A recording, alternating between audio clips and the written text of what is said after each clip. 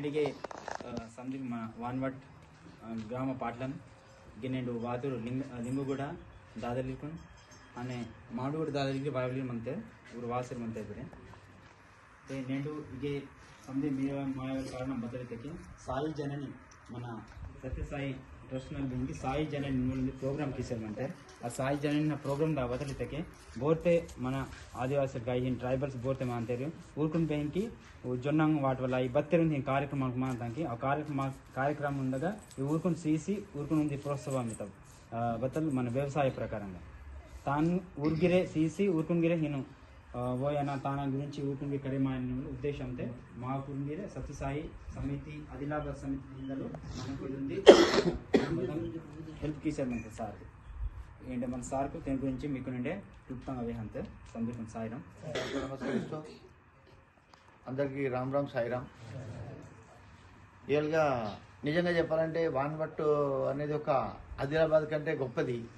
ఎందుకంటే మీరు ఎంతమంది ఎన్ని రకాలుగా స్వామి 30 సంవత్సరాల దాకా నాకు తెలిసి 20 సంవత్సరాల నుండి మీ ఊరిని విడిచిపెట్టకుండా పట్టుకుంటున్నారు.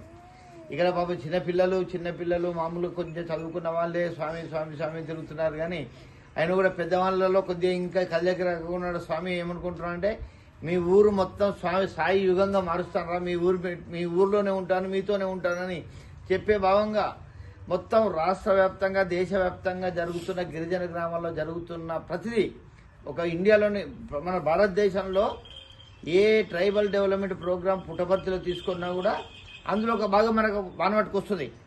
అంటే చూడండి స్వామి మన వాన్వట్ మీద ఎంత ప్రేమ చూపిస్తున్నాడు.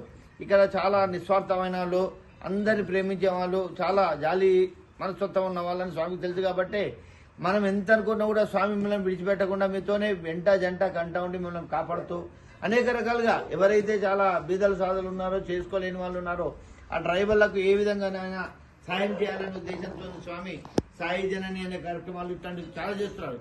ఈ సాయి జనని కార్యక్రమం ఏంటంటే పల్లెటూర్లలో పాపం రైతులు ఉంటారు, ఎవరు ఎస్సీ ఎస్టీ రైతులు ఉంటారు, వాళ్ళు విత్తనాలు కొనుక్కోలేరు. కాబట్టి దీని ద్వారా రైతులందరికీ చిరుధాన్యాలు ఉన్నాయి.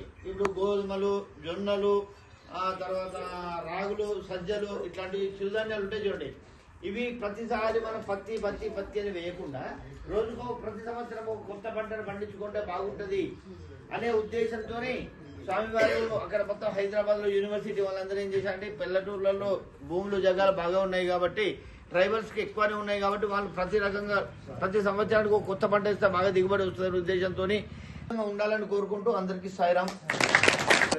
ఓం సాయీశ్వరాయ విద్మహే సత్యదేవాయ ధీమహి తన్నః సర్వ ప్రచోదయాత్.